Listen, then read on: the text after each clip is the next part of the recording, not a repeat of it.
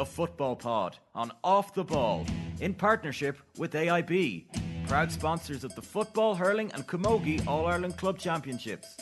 Hashtag the toughest. Hello there, and you're very welcome along to the Football Pod with Paddy Andrews and James O'Donoghue. This is the final show of 2023 of Season 3. We will be back in January, so it won't be too long of a break, lads. Bit of a Christmas break.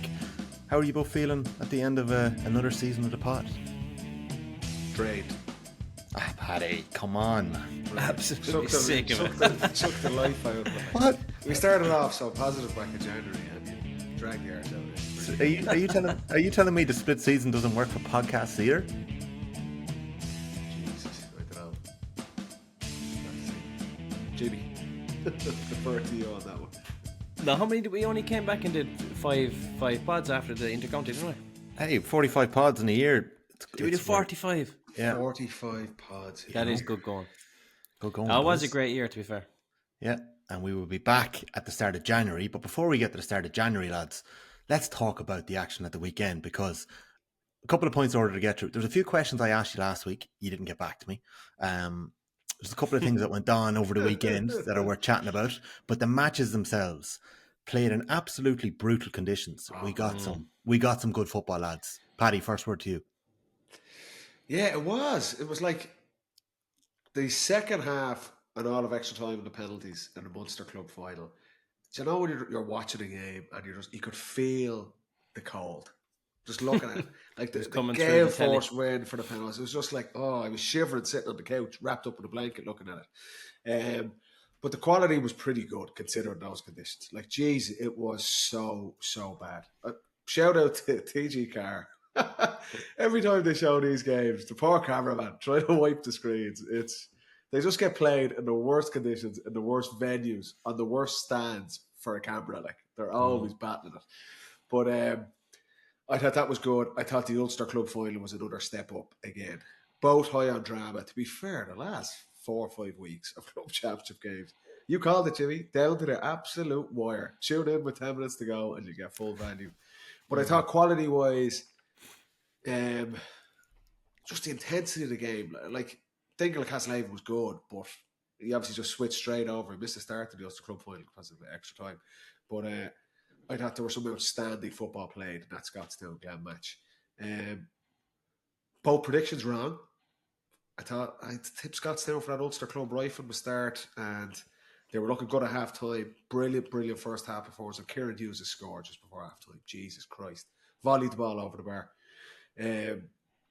But I suppose you couldn't really argue with Glen. Second half, and particularly that final quarter, just nothing really fancy. But Jesus, they are a smart, efficient team. Back-to-back Ulster Club titles, and obviously they've set up. I loved how diplomatic Malachy O'Rourke was after. Oh yeah, better team won of the day. We were happy enough moving on from that. They cannot wait to play Kilmacud Crows. I can't wait to watch it. First week of January. But I thought, shout out, I actually tweeted this. Considering the conditions, I would hardly leave the gaff yesterday, and for 4 teams to play ball like they did, I thought it was brilliant entertainment. Deserving win in the Ulster final. I think Dingle will look back in the WhatsApp on this. They had the game won 3 times. Definitely. And let it slip. But a penalty shootout, great way to finish off the season, or the last weekend. A good penalty shootout. Madness. James, I'd hazard a guess to say the further south you went, it was bad in Ulster, but the Gaelic grounds, the conditions were brutal. I'd say it was shocking, yeah.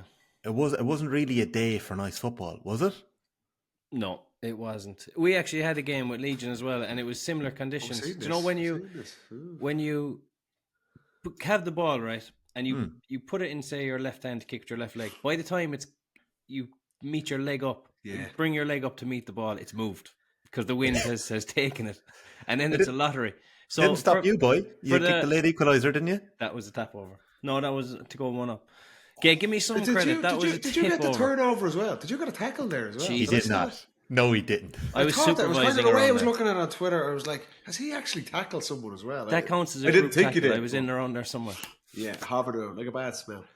Francis But no, that's why it is very hard to play in those conditions, because it's so different, and you don't know exactly how bad it is when you're watching it on telly. But I said it was clear it was shockingly cold and wet and windy, but the skills are so hard to execute in those conditions.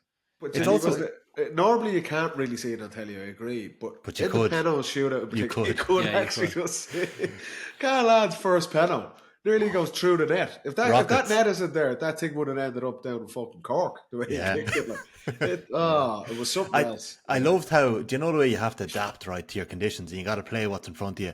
The manner in which Mark Collins, they're 3 points down in extra time, the manner in which Mark Collins uses the wind to curl that ball over from the sideline, like there's something special about that. Geaney gets one as well, very similar as well. Yes. Paul Geaney. Yeah, starting it out basically at the corner flag and letting it come back in. But geez, and Hurley's free to draw it. He did not connect with that at all. Are you sure? Because he hit a lot of his frees like that. Short. No, I don't think he did not want to put it like that. Okay, I thought he was striking a lot of his frees like that today. He probably wanted to hit it maybe low, but it crept over. Yeah. I tell you what, when he kicked that ball, his heart was in his trousers. He was thinking, I'm after dropping this short. But that doesn't. He misses 2 in extra time, and one like the sideline. Okay, you take the sideline one on because there's a massive win, but he misses one after that as well. The free. Yeah, and I would have backed him to get that. Do you know what was big about that though? Do you know what was big about that? I would have backed him, Jimmy. It was central enough, like Collins kicks 2 points, Hurley kicks 7. Michael Hurley goes off early. I thought Colin Maguire, his performance was absolutely class against the wind in the first half. He got 2 at the end. And then late, when Hurley is cramped and they don't have a shooter left on the pitch, like a recognised shooter, it's Colin Maguire who comes up with 2 late points. I'm sure he was cramping himself. Did you see Callahan, his celebration when he jumps in the air and the 2 legs both go on him? So remarkable. But just for Castlehaven to do that, James, like Dingle will be absolutely sickened how they managed to let that one go. Dingle will be devastated because they had, as Paddy said, they had it a couple of times in the 80 minutes, but then they had it in the penalties as well. Do you know, they had the one to win. No, in fairness, it's so hard because no one in football is used to taking penalties. Never mind 5 fellas. So to actually get 5 fellas up who are confident, I thought that Tom would be confident enough, but your man just read him and saved it comfortably enough. But in fairness to Callahan, he's a good keeper. I saw some pictures of him with John Egan. He was playing. He was playing with the under 16s or under 15s. It was saved. The Dingle goalkeeper saved from the penalty before that was off the charts. Brilliant. Save. From Maguire. Yeah, when he did the stutter. Save. Yeah, strong hand, saved it, and he thought, there you go, Dingle, finally get it done. See Tom Sullivan coming up was like, this fella's going to score this, and it was kind of it was a weird strike, wasn't it? Yeah, he stayed too tall on it. He stayed too tall. Passive or something. It was like nearly not a Panenka, but it's just you nearly think it's just put your laces through it. The wind is just going to get this ball past the keeper. It's going to go that fast in, but when he misses that, and like you say, he had it won a normal time, and Hurley gets the equaliser with the 3, 2 points up in extra time, in injury time, and Castlehaven get it back, and then with the penalties as well. Jesus, Dingle will be brilliant way to win it for Castlehaven, but a sick way to lose it for the game. And I know you said it was a step up in the Ulster final, and maybe the conditions played a part in that. But do you agree with that? Do you agree with that? Or do you I don't know. I think it's very subjective what I'm saying. But I looked at it, I was like, I felt it was a higher quality. As good as the Munster final was, I thought the Ulster Club final was. I think it's a fair point to make because I think the pace of the game was different. I think there were 2 different styles of games. And I think maybe the weather played a part in it, but conditions, probably were worse.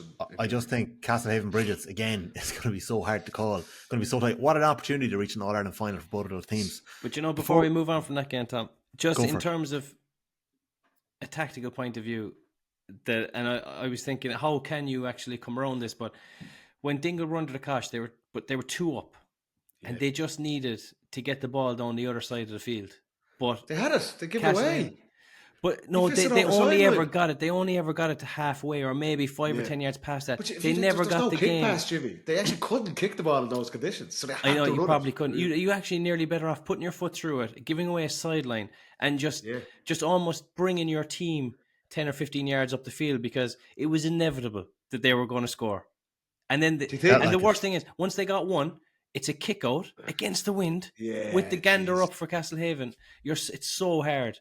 And it's so, like, it's not even easy to say what you should do, but I just think if they had managed to get out one time and just even foul someone waste Get a it bit free of time, yourself. get it free Grab some yourself, fella's something. arm and just hit the deck. Yeah, just take the pressure off for a second.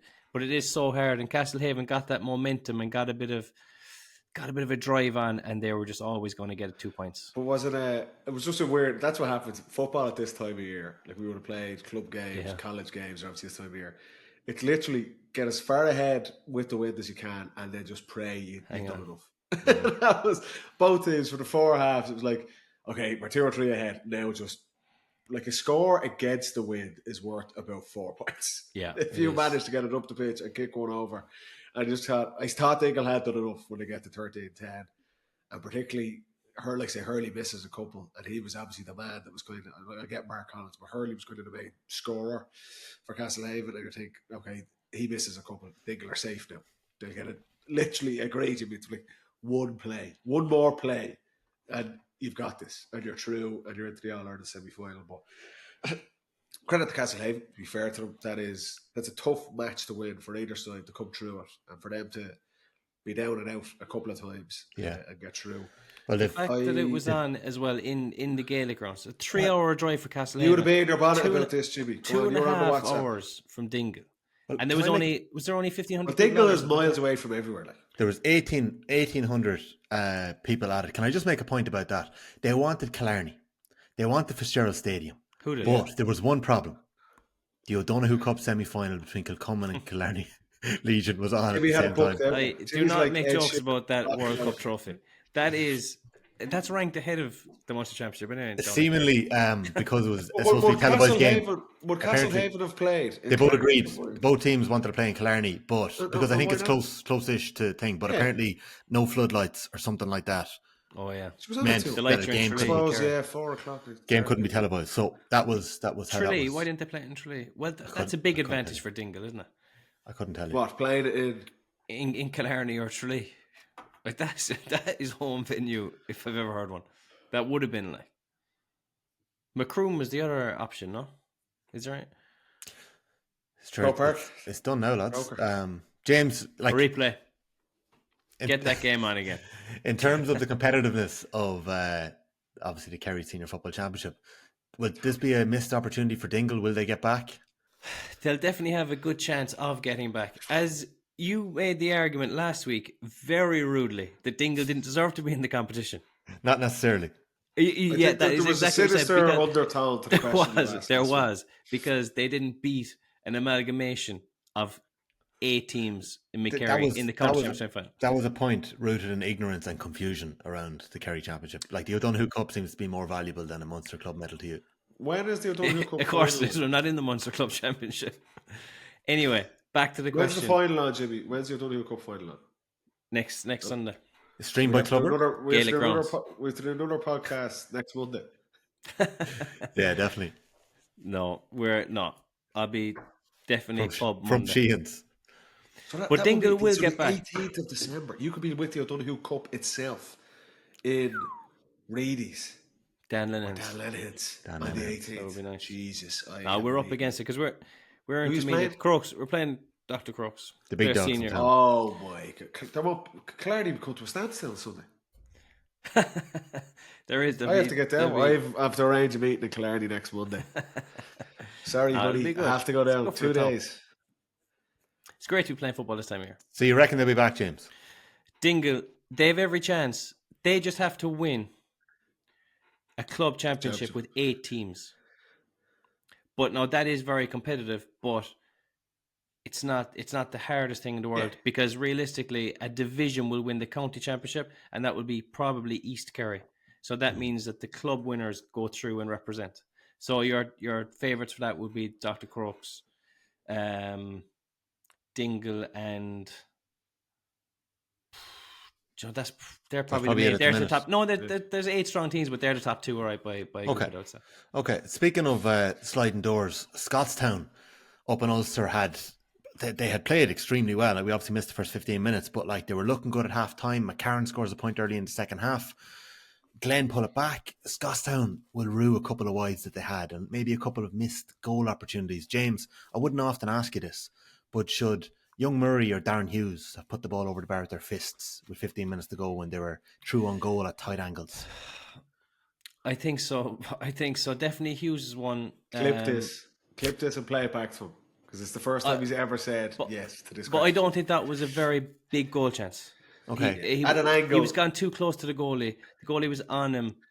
And the stage of the game, they needed a score.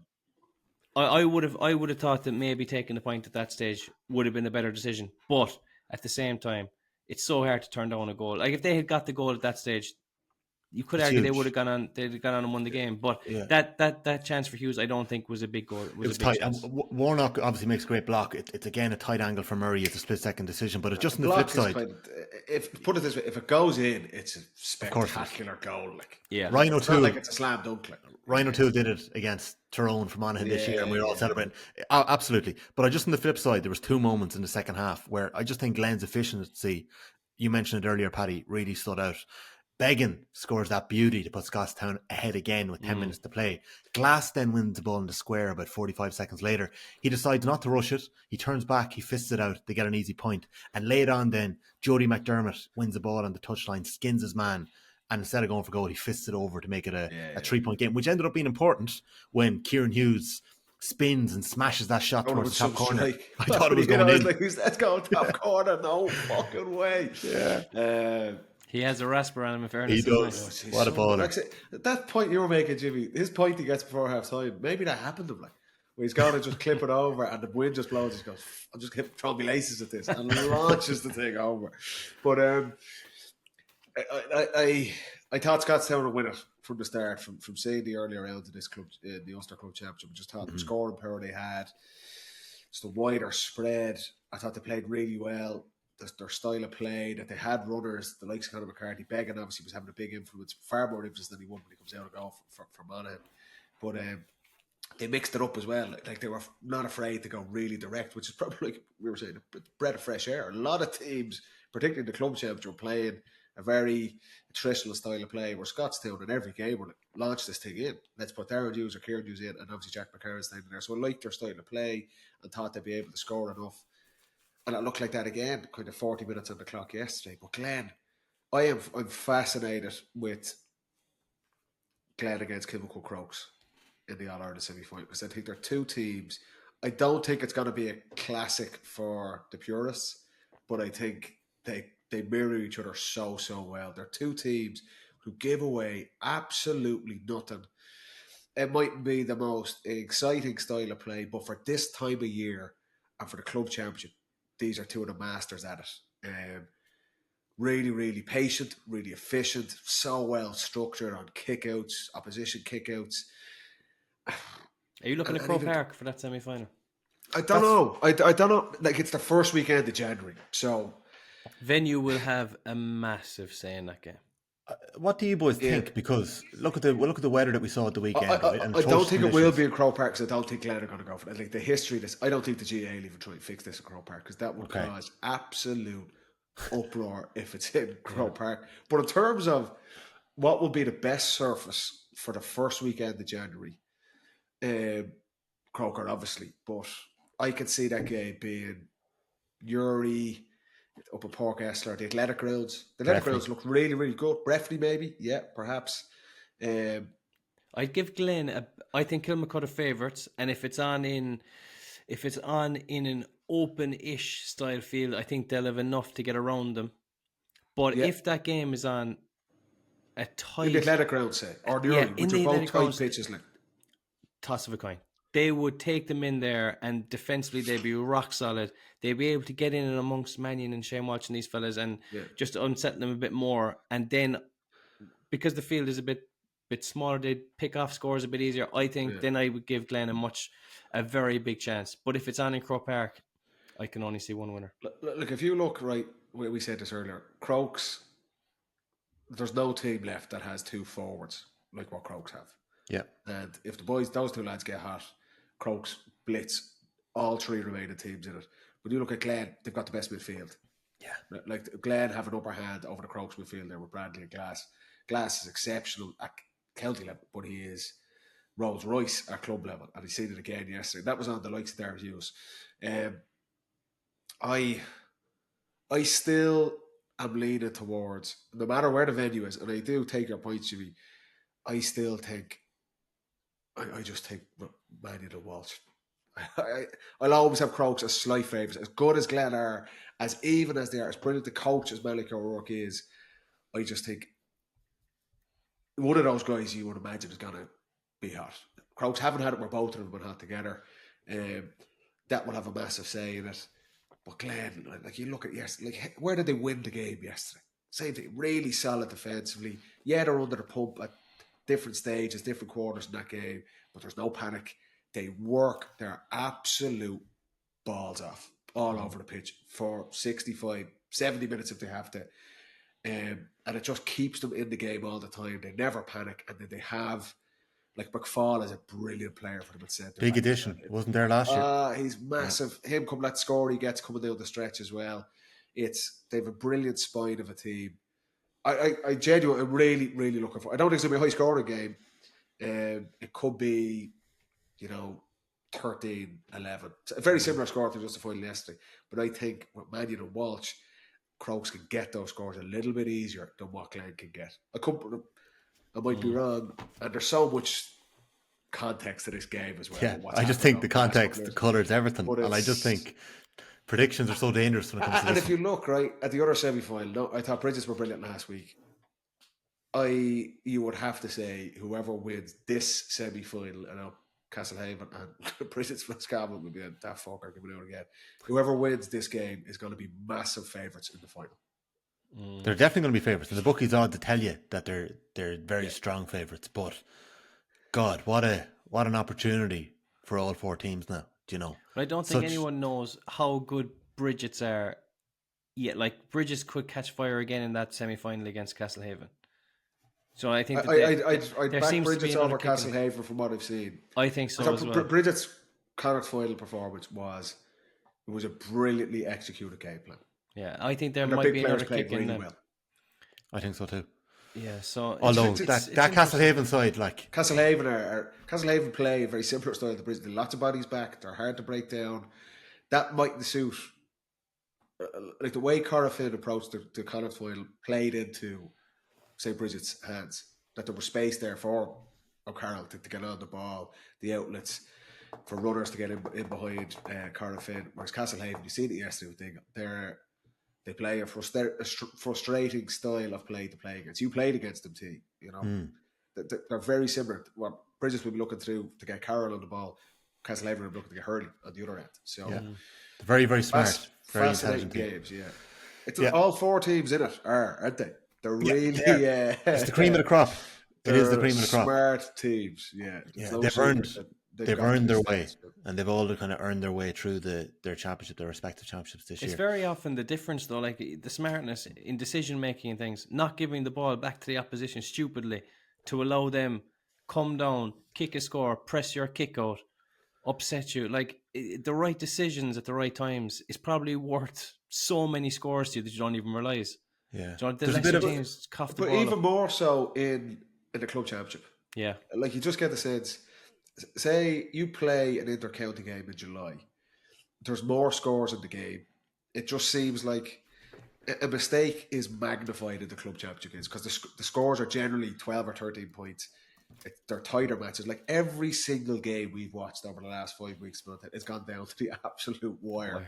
And it is one moment or one error which can kind of get glossed over or diluted in a senior inter-county game.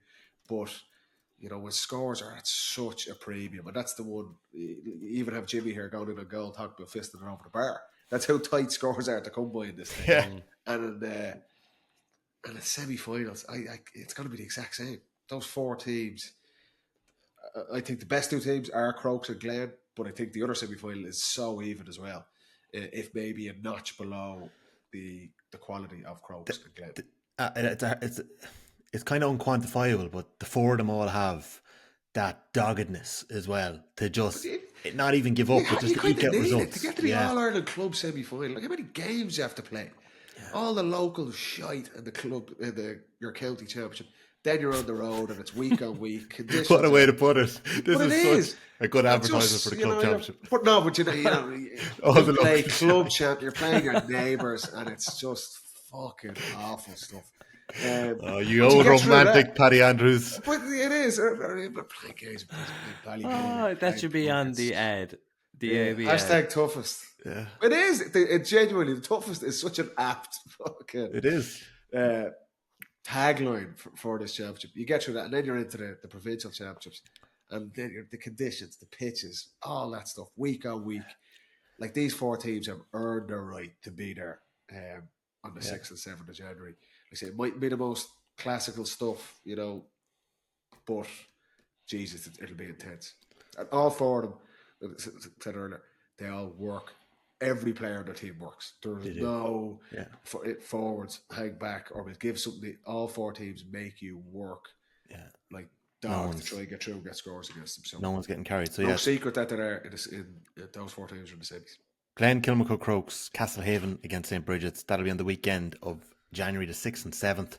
We're straight back into it once the new year kicks around. James, anything else before I move on? I don't think so. Who's the winner? Sorry, because we're not. We'll come back to that. We're letting ourselves down with predictions. You love putting your neck in the line. I'm intrigued to see who you think. Because this is our last show. We won't be on again until after the All-Ireland final. Is that right? Yeah, we might have to do something about that. Well, give us an old prediction there. Well, I'm sticking with what I've stuck with all year long. I love every team you've backed has lost, so you're now. I've said Glen, boys. I've said Glen from the start. And I said, when Castlehaven bet us, I said, those boys will be Munster champions. No, you did. You were raging. An absolute porky. Absolute full of shit. You were like, Castlehaven disgrace. They should be thrown out. Said they robbed us. Yeah, that was a joke. I think Kilmacud Crokes will win it. I think that they know how to just get over the line constantly. They've done it so many times. I think they'll have enough to beat Glen. Paddy, cover the spread. Just give us something. Cover the spread. Pick another team. So you're Glen and Crokes. No, I think Crokes will win. Okay. I wouldn't have if it wasn't Crokes. It'd be Glen. Whoever wins that game is going to win. I don't see Bridget's as good as they were in the Connacht final or Castlehaven. I said it all along. I don't think a team from the Munster Club Championship will win it. I think Crokes. I just think can't get over. It's there for all 4 teams to grab. When opportunity knocks, that quality, you got to take it. Championship is massive. Yeah, it's huge. It is huge. The other finals this weekend, we had Listowel Emmets, managed by Mark O'Shea, winning the Munster Junior Football Final. They bet Kilmurray of Cork. They did. In the intermediate final, Kilnamartyra of Cork bet Munger at St. Paul's by 3-12 to 10 points. The first team outside of Kerry to win an intermediate Munster Championship in over a decade. Up in Ulster, St. Patrick's of Armagh, St. Patrick's Cullyhanna. They have Jason Duffy and they have Aidan Nugent amongst their ranks. They bet Ballyhazy Cavan by a point.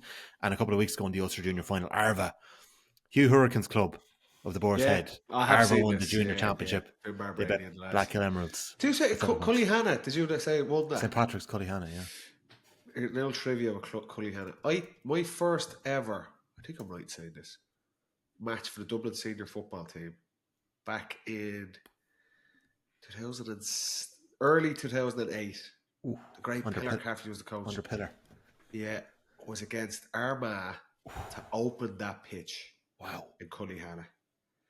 And I've never been afraid of my life. Oh boy. Who marked you?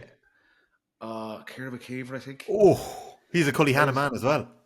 Is he? Yeah, so, maybe. Yeah. I was, 18? No. I was just turned 20. No, 19 or 20. Maybe it's 2007. That was the first time I was playing, and I was that Armagh team. They were all the fucking beasts. Like I was in a club pitch. Oh my god, I was afraid of my fucking life. They had the first player fit jerseys as well, didn't they? Like sprayed on. They were like literally sprayed on, and I was coming out like dangly little fucking Ardents jersey on me. And did you have the white boots back then? No, I didn't have white boots then. Okay. I think I was playing centre forward maybe, and every time I got the ball, I just shot.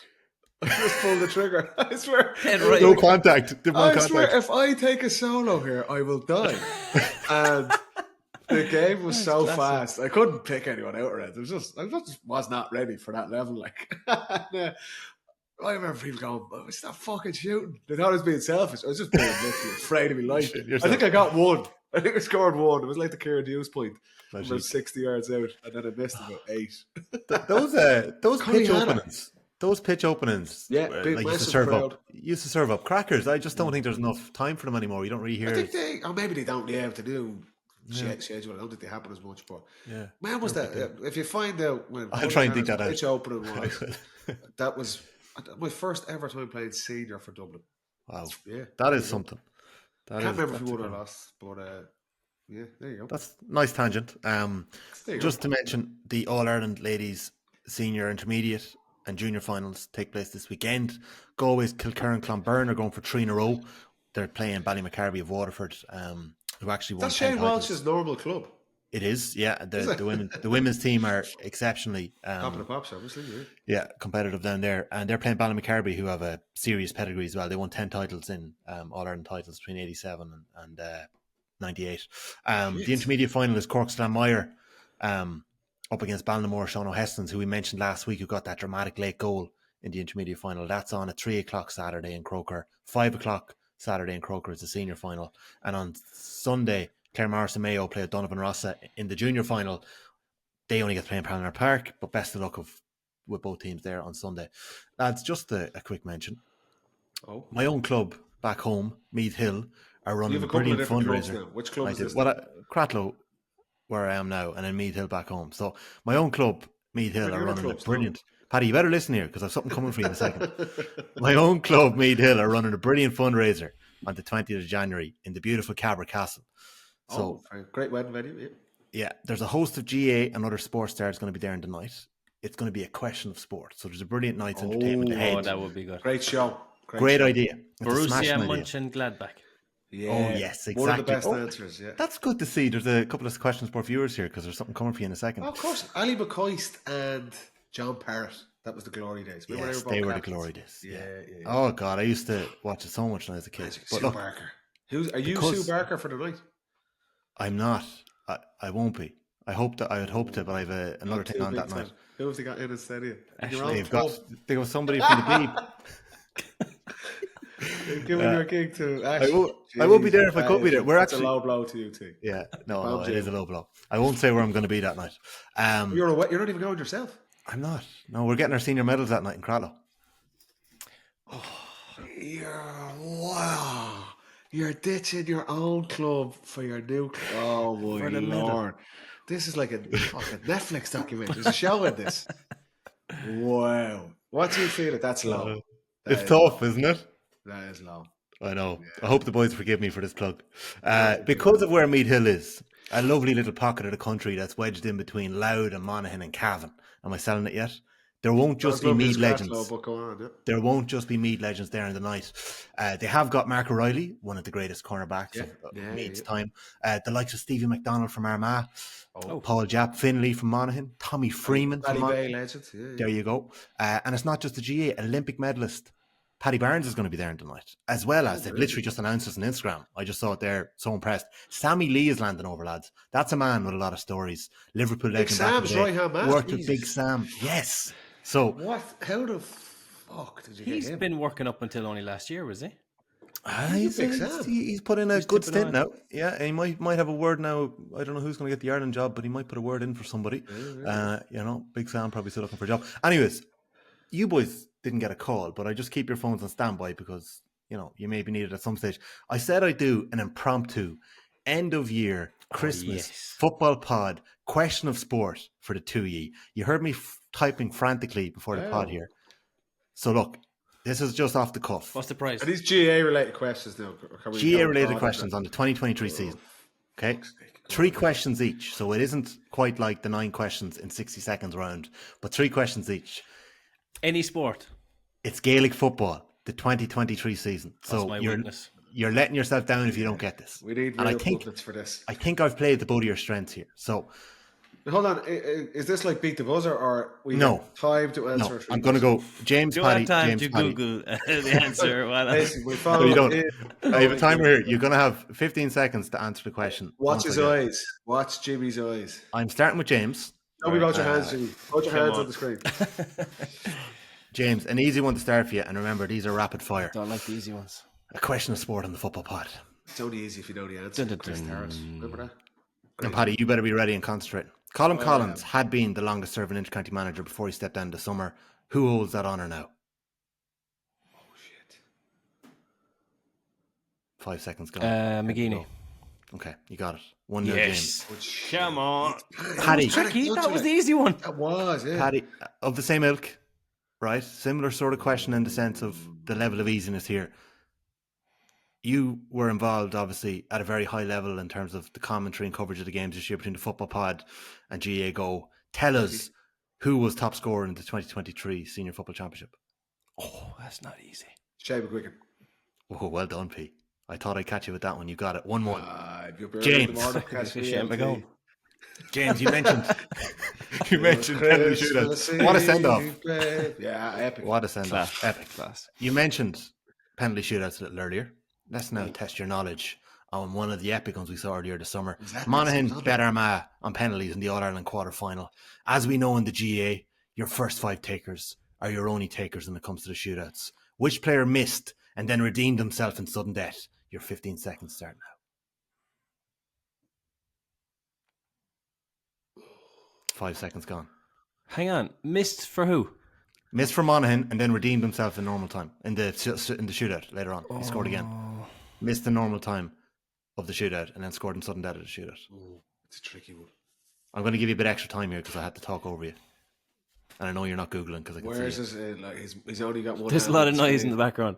He's you know, you can picture what's his Manzi left hand doing? sticking in the top corner. Manzi scored 2, didn't he? Yeah, Manzi sticking in the top Didn't corner. the Armagh lad miss both times? No, I He I did. forget. Yeah. It wasn't McCarthy. No, it wasn't. It was Gary Mohan. Oh, they got it.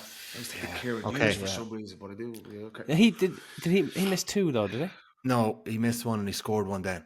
He had the cojones to step back up and bury it. He had no choice. He was He have to had come back around, did he? You know, it's like cojones. We fucking get back up They there. were pushing him up. He was like, no. They pushed him in. I have to say, that was arguably the worst game of football I've watched in person. But It had the last few the minutes. atmosphere for the In the my last defence, minute. I was watching that on GA Go on the way down on the train, Ah, and don't it kept brag going up back this 15 again. minutes at a time. Disgrace. By the end of the Absolute game, disgrace. I was back watching Kerry Tyrone. Got back so People's fast. platform. The people's platform is Just, yeah.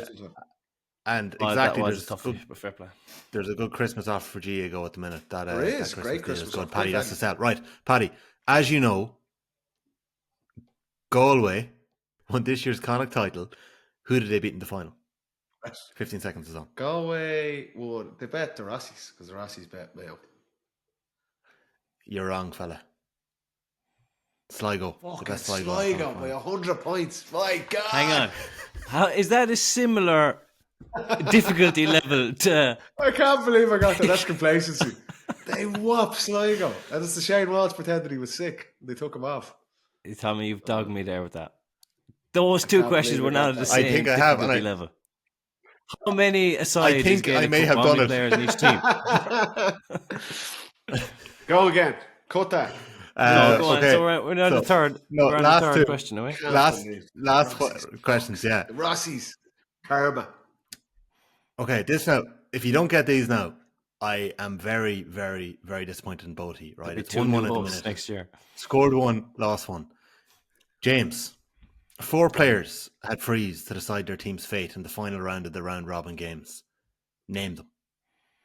Okay, first of all, the question's incorrect because 1 was a mark, and that was You've Feely. got 7 seconds left. Feely, 6. Aidan O'Shea, Shane Walsh, and Exactly. I don't remember the this one. other game was. He's not going to get this. He's got no chance. Hang on, did I get the 4 of them there? Did I? You got 3. You You're only missing. gave Aidan me O'Shea, three. Aidan O'Shea, You got Shane them. Walsh, Feely, and Hessler. You're missing. Yeah, okay, you got it. Well done. Okay, now Paddy. Wait, Pressure's got, so on. Feely got it. Heslin missed. Yeah. Ed O'Shea missed. And Walsh missed. Shane Walsh missed as well. that's a great answer, Jimmy. Now, If Paddy. I'm beaten by that, I'll hold my hands up. Considering I got the Connacht finalists wrong. Kerry are leading, heading into the final one to save yourself, and there is no tiebreaker here, so it's a draw. You can't win it. You can share the title. Paddy, Fucking draw. this has to be an easy one. Louth were beaten in the Leinster final earlier this year.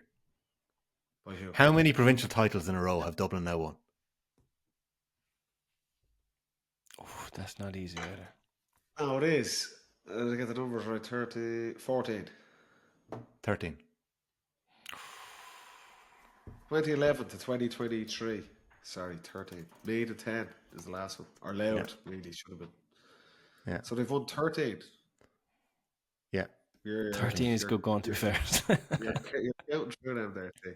Yeah. So, that was all right. You've given me 2 questions on the provincial 15 seconds finals, and I've got them both wrong. Yeah, I know, yeah. That just shows you the worth of the provincial champions for next year. 15 seconds, not easy. I'll be on beating the drum about how I enjoyed important that. provincial championships are. Keep the phone on. We should do a quiz more often. Yeah, we I should. enjoyed that We quiz, might, yeah. I think we might bring that into... Christmas quiz. Yeah, Jimmy, I say you're doing a little Christmas chat for RTE. Look at this. That was for the All-Stars. Gives me a little What did they? They got 2 for 1, did they? They've just saved it and now they're reshooting it. Well, that's part of RT's new strategy, isn't it? Cost cutting. Is it? No, you got paid twice. Look at that dig. There's the man. There's the guy wearing the off the ball hat now. Yeah. Actually, off the ball of a Christmas deal as well at the minute. You can get the off the ball membership for €99 for the year. Do you know? So there's a couple of Christmas deals going for great Christmas offer as well. For the sports fan in your life, they do. Yeah, and it's well worth picking up that Diego. That though, isn't it? Well, look, if streaming is your thing, I absolutely can understand the frustrations for the elder generation. But if streaming is your thing and you can make it work, like a lot of us can at our age, it's great to be able to have that. It's brilliant, isn't it? It's great. It's great to be able to have those games. And there's going to be a lot of games on next year. So, a few more things before we wrap up. I asked you last week for the toughest cornerback you faced that wasn't on your team, and a lot of people have reached out. A lot of the cornerbacks crew have reached out. Club players around the country. It's time that they get more limelight, isn't it? Well, Jimmy did give them a big G up last week. He said if you were picking a team, one of the most important players would be the cornerback. Yeah, it is because it dictates your style of play. Yes, so come on, give us. Look, if he's on the Google now. No, because I wrote him down for the pod last week. I wrote him down James. for the pod last week, and then just we never got into it. Okay, so my top 3 outside of Kerry, my top 3 would be Kerry though, because I'm obviously obsessed with Kerry. Look at this, he's wearing a wire. But outside of Kerry, I'd have Higgins. Yeah. Yes, No, Chrissy McCaig. I have Chrissy McCaig in, but I only marked him once. Okay, so Higgins, you obviously have that epic shootout, and we've done a lovely bit on it on the roadshow before that people can go back and listen to and watch. There's a good chat there. Give us your bit on McCaig. Well, the reason I had so much time for McCaig at the time was it was 2013. We were playing Derry at home, and I was playing. We were down to 14, so I had to go centre forward, and I marked him centre forward, centre back. No, I'd say he was at 6. I'd say so. I came out onto him, and usually you'd get a nice bit of room off the centre back. You know, like they're not marking you as tight because they're covering space and they have a lot of organising to do, which he was doing, but he was doing the thriller marking, as we say, the arm on the hip, like just so tight. From being a centre back to be that tight, I just thought it was so impressive, and it was an education really of how to not get the ball off a tight man marker out there, because I was doing everything wrong. But I knew at that stage that he was top quality. And what was the difference then with Higgins? Higgins was more in your face, was he? Well, I was marking Higgins inside, and Higgins was playing from the front, and I suppose we were physically so similar. And I thought he was a very good reader of the game. Although there was that moment where you bashed into Aidan O'Shea and you told Higgins that you're benching 100 That kg. never happened. That never happened. Keith said it. Okay, you're third. That was a joke. That's not like the comedy in Jay is gone. It is gone. You're right. Where are the characters? I never benched 100 kg either. I couldn't with my shoulder. No, not a million years. You wouldn't squat that. So what was the next question? Who's the third on your list? You've got the list in front Third of you. on my list then was hard. I had bad attention issues. What's that over there on the wall? The third person I have on is Johnny Cooper. Okay. Paddy, I like that one. Because, again, a very team-orientated defender, I thought. And very vocal, physically strong. Not that explosive off the mark, but strong and good organised, got people around him when they needed to. I thought that he was always the best. Or I'd say every forward is different as well. Some people love marking, some of them might hate marking, and vice versa.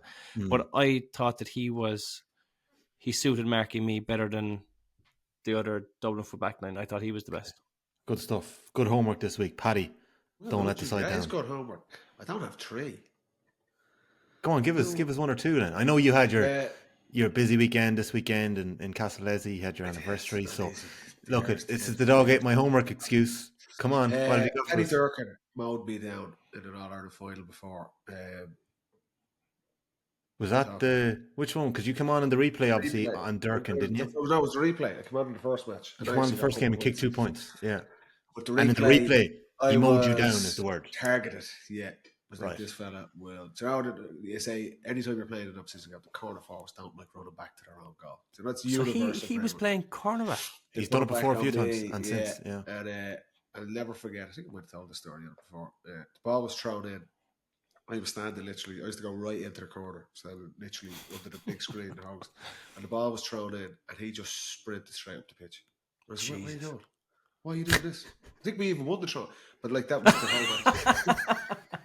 And I was looking around going, and Jim was looking at me, and he's like, yeah, fucking run after him. There was no passing on or anything, and I was like, this is not for me. So I got done on that one, but he was a handful that way. And then kind of the opposite. I remember marking Ava McGee up in Ballybuffet and in Croker. I didn't mind it in Croker's much. We played in Ballybuffet and actually really good national. I think it was a draw. National League game 13 or 14 one of the years. And Jimmy Gillis was still the coach. So it would have been maybe 13 or 14. And just like that Jimmy, like that Chrissy McCaig, he was just all over you. Like ball's down the other end and he's at you talking to him. I never really enjoyed that much. Like I say, I'd be trying to get out and around, get little loops, just kind of drift into spaces and stuff. But he was just a really, really like McCaig's a very similar player, would have said to McGee back then. You know, he was brilliant for Donegal, obviously his brother as well, the pair of the full back line. But just a handful, yeah. Just give us a fucking break, like come on, a minute. You're going over for a drink of water. He's over there beside. Just like Jesus Christ. But they were 2 really good ones, yeah. And totally different styles. But just I agree with Jimmy. Depending on how you're playing as a team, because like you in our earlier days with Dublin, the Paddy Durkin thing wouldn't bother me at all because we were a bit more loose around. Well, we'll pass him on to the half forward, and I'd love that then because then you're in business. But by the end, it was like, no, we all have to run after all our own men. So that wasn't ideal. Just that you get a shock there because that was something you're not prepared for either. But I always found with the Donegal lads. Donegal did it as well. But Donegal had so many bodies back that it wasn't necessarily as much a one-on-one contest as opposed to Mayo. Like had no interest in protecting someone like Keith Higgins. Like at times, do you know what I mean? Yeah. Like he was there, and that was the best thing about them. That was their style of play, great fullback. Yeah, they had great fullback line players. So they said, "We trust you. We're going the other way." And like that's just that's what it allows you to do. Yeah. But the other, I wrote down other fellas I'd marked, which give honourable mention. Do you know who David Clifford always says that Gordon Kelly from Clare was very, very tough. Gordon's still going strong this year, causing trouble for Milltown Malby, St. Joseph's. Yeah, I'd say it was that kind of thing. He was so physical, I'd say. Yeah. Ollie Lyons, Kildare. Yeah, fast fellas. Very quick. We're not more a wing back, no? No, he would have been cornerback a good bit now. Okay. He was a good player. Why did that stick out to you? Was there a bad experience? No, but I suppose it would be an unexpected one. Do you know? Okay. He had a couple of years where he was under Geezer. Yeah, he was their main man really at that, wasn't he? Like myself and Barry John Keane used to always say that he was very tricky to mark Ollie Lyons. Really? I'm just reading here, Keane O'Neill let him go in 17 and there's an article here, surprise as 30-year-old Ollie Lyons let go. That's it. Released from the squad. So. He was smallish. I suppose at that stage maybe the game was a bit bulkier. O'Neill revealed to the Leinster leader that we have a generation of younger players coming through, a lot of guys we want to have a look at, and we need to freshen things up defensively. From 1 to 9 out, we need to start developing Clare football more. Ollie Lyons owes Kildare nothing.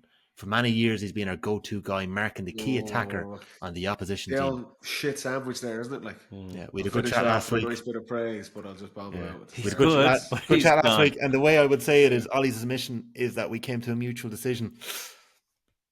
I'd like to get Ollie Lyons side of that. Yeah, get Ollie Lyons on pod 1 of season 4. It's a great shout. Great shout about having him back there because I wouldn't have thought of him. Anyone else? I'm trying to think of the Tyrone markers. I suppose McCarron I would have marked a couple of times. Was tricky, but it was their style. He didn't was make difficult as well. Yeah, make it top three. That's fair. And that Mickey Hart before we played Mickey Hart's last game was 17, around 13, 14. That was still a really effective style of play. And remember, McCarron was very good. Yeah. So anyway, I agree with your point, Jimmy.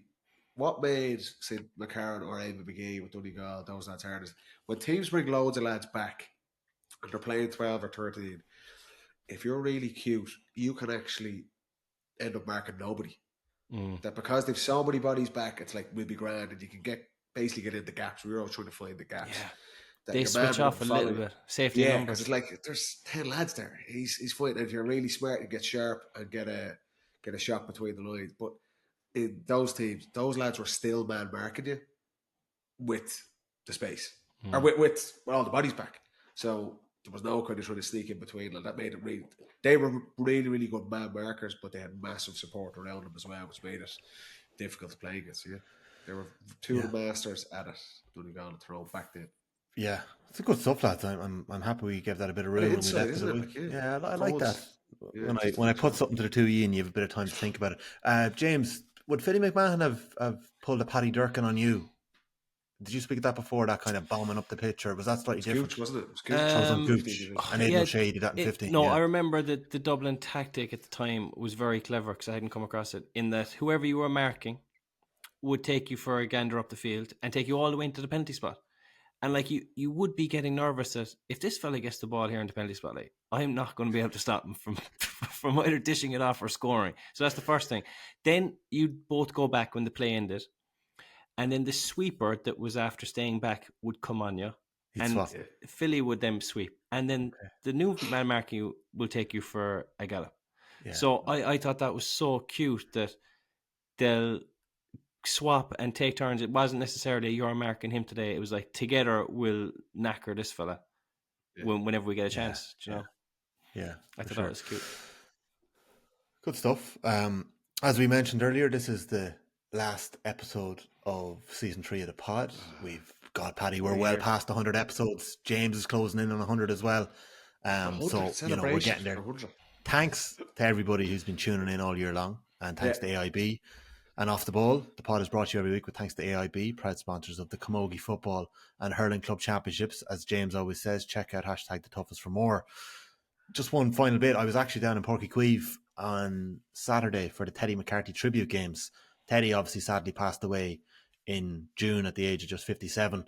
It was a lovely way to mark what he had won in life, and the 2 All-Ireland medals that he had picked up 2 weeks apart, a remarkable achievement. His family were there. There was a really big Cork crowd. A challenge match in December isn't one that would often get the pulses racing, but 2 decent games. We had Henry Shefflin's Galway down to play Cork in the repeat of the hurling final from 1990, and Conor O'Rourke brought his Meath boys down to play Cork in the repeat of that football final that year. So that was on, and just wanted to mention that Shawnee Boylan was there, obviously, on the sideline for me. He turns 80 tomorrow, lads. Just what a legend. I just want to mention that before we wrap up. I did see him in a couple of photos from that. I think Bernie Flynn put them up. Yeah. Boylan's rocking the velvet blazer. What a man. Dapper. Legend. Class. Yeah, what a legend. Before we get, I seen you. You interviewed Conor O'Rourke after the game, did you? I did. Straight in with the money. Oh, that was spicy. I like that. I would Bernie, say. What's the story with the few bob? And it was a big headline and caption and everything. Oh my God, it was everywhere. I would say that. Everywhere. I would say. Fair play to you. Hard questions. You're taking this gig. The correspondent has to get in with the tough questions. He has to. That's it. That was mates here. A 7 or 8 minute chat with Colin. He was great with his time after the game. And actually, I think Off the Ball have done you with the clip, have they? No, I'm not saying that, but I'm just saying I don't think anyone was done with the clip. I think I'm what was working? Wash your hands of an interview you did. Well, no, wash my hands of an interview. I'm saying there was a bit of service done there. There's a little bit of wash on there. I think that was a bit of service done. We cleaned up a little bit of possibly misnomers that were out there. Spent £3.5 million on coaches last year. Between 6, I think it was, between the management, hurling and football management teams, the expenses I think clocked in at £6 million. 100 grand, I think. The Louds were session. 120 grand. Look at per session. No, I think over the year. Just we got to be careful here. We got to be careful here with numbers, lads. What's the mileage? 150 euros a mile.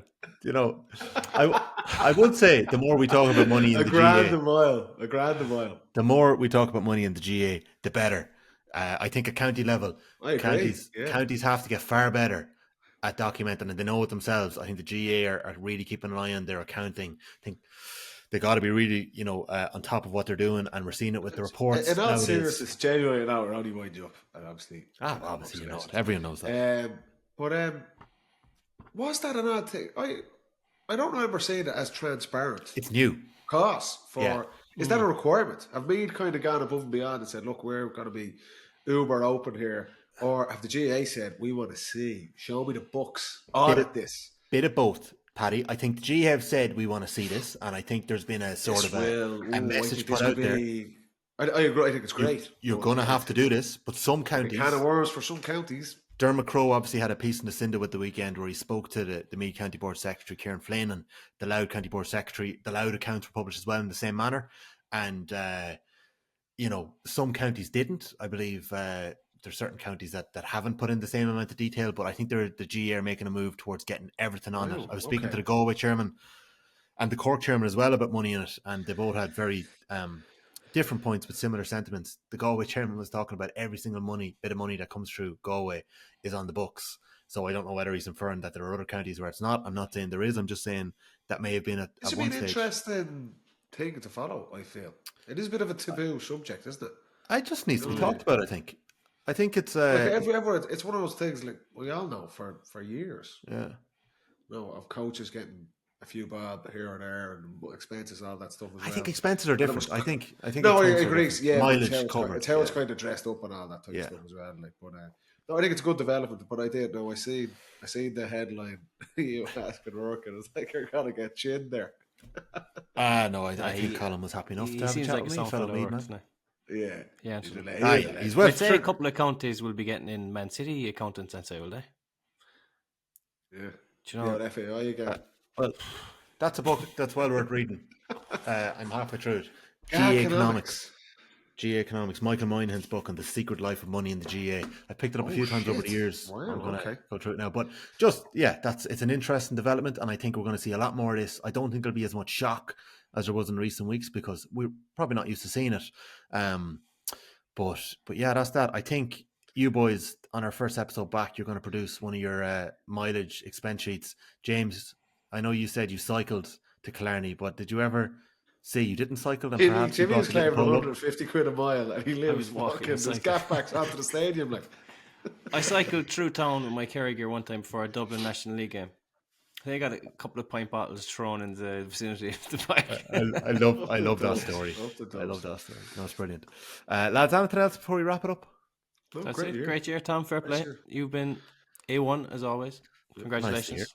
Thanks. Enjoyed it, lads, and echo your sentiment to all the listeners.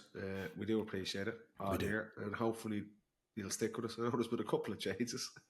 Hopefully you'll stick with us for 2024. We'll do our best for you. Yes, exactly. And we will hopefully have a couple of more live shows this year. They're always a highlight. Oh, yes. We had a brilliant night in Killarney, and we had a brilliant night in Dublin and Croke Park as well. So we're looking forward to that. And as we mentioned, we'll probably be up north and we'll probably be out west, I'd say. We're hoping for that. More details on that, as well as more details for a slightly new format in 2024. We'll definitely be here on a Monday, but you could be getting a little bit more of the football pod next year. So stay tuned for that one. Maybe. Lads, we'll leave it at that. Happy birthday to Sean Boylan, 80 tomorrow. What a legend. And great to mark another football pod, another year down. Really enjoyed it. Thanks a million to everyone at home, and thanks to the two of you as well. Fair play, Tom. Magic. Thanks, Happy boys. Christmas, lads. Happy Christmas, listener, to all the listeners. Wow, there. Go again, Paddy. I'll edit it in. Happy Christmas, lads. Happy Christmas to all the listeners. I'm not editing that. I'm going to switch you up. On top. 2023. We're back, baby. Take care. Bye-bye. Good luck.